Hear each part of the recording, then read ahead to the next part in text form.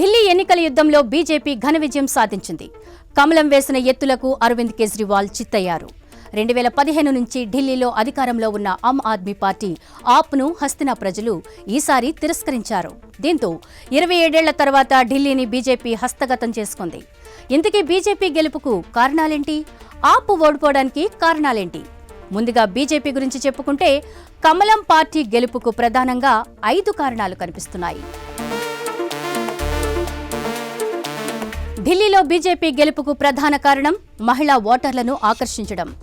మహిళలకు నెలకు 2,500 రూపాయల ఆర్థిక సహాయం అందించే మహిళా సమృద్ధి యోజనను ప్రకటించడం గేమ్ చేంజర్గా చెప్పవచ్చు. అటు గర్భిణీలకు 21,000 రూపాయలతో పాటు 6 పోషక కిట్లు అందించే మాతృ సురక్ష వందన పథకాన్ని ప్రతిపాదించింది. ఈ పథకాలు మహిళా ఓటర్లను ఆకర్షించాయనే చెప్పాలి. ఇక బీజేపీ గెలుపునకు రెండో ఫ్యాక్టర్గా అవినీతి అంశం నిలుస్తోంది. ఈ 4 ఏళ్లలో ఆప్ నాయకులు అనేక అవినీతి ఆరోపణలు ఎదుర్కొన్నారు. ముఖ్యంగా అరవింద్ కేజ్రీవాల్పై వచ్చిన ఆరోపణలు పార్టీ ప్రతిష్టను దెబ్బతీశాయి.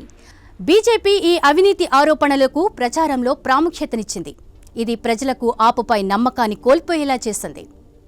అటు కేంద్ర పథకాలను ఢిల్లీలో అమలు చేస్తామని బీజేపీ హామీ ఇవ్వడం కమలం పార్టీకి ప్లస్గా మారింది. బీజేపీ తన మేనిఫెస్టోలో కేంద్ర పథకాలను లిస్ట్ చేసి పెట్టింది.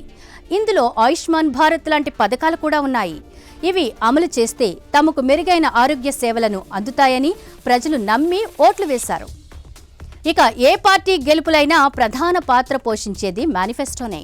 బీజేపీ తన మేనిఫెస్టోలో అనేక వాగ్దానాలు చేసింది. ముఖ్యంగా మహిళలు, వృద్ధులు, పేదల కోసం ప్రత్యేక పథకాలను ప్రకటించింది.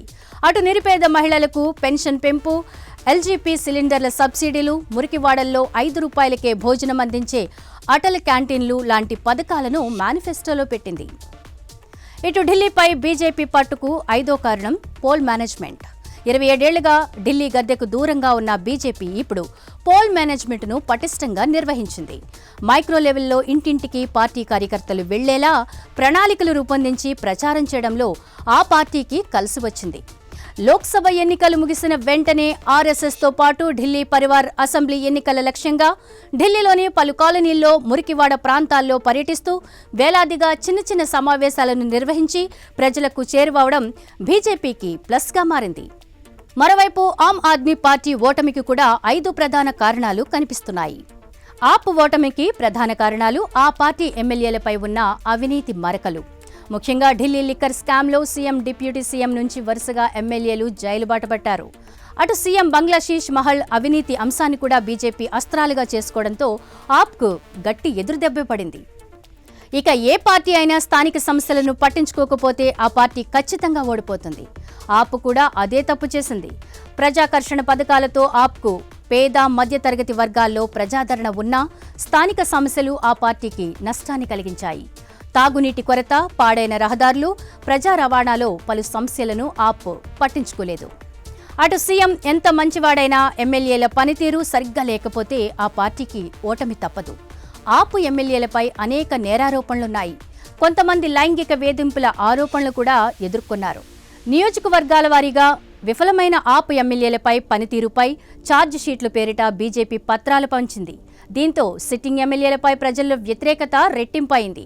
కేంద్రంలో అధికారంలో ఉన్న బీజేపీ రాజకీయ ఒత్తిడితో కేసులు బనాయించి తమ నేతలను వేధిస్తుందని ఆప్ పెద్ద ఎత్తున ప్రచారం చేసి సానుభూతి పొందేందుకు ప్రయత్నించినా ప్రజలు మాత్రం వారిని నమ్మలేదు. ఐఎన్డీఏ గ్రూప్లో ఆప్, కాంగ్రెస్ పార్టీలు కలిసే ఉన్నాయి. కానీ ఢిల్లీ అసెంబ్లీ ఎన్నికల్లో విడివిడిగా పోటీ చేయడంతో ఆప్కు నష్టం కలిగింది. ఆప్కు వెన్నుదన్నుగా నిలుస్తున్న ముస్లిం, దళిత ఓట్లను కాంగ్రెస్ చీల్చింది. అటు ప్రజలకు ఇచ్చిన వాగ్దానాలను సక్రమంగా అమలు చేయడంలో ఆప్ విఫలమైంది. అటు పార్టీ కార్యకలాపాల్లో పారదర్శకత లేకపోవడం ప్రజల్లో నమ్మకాన్ని కోల్పోయేలా చేసింది.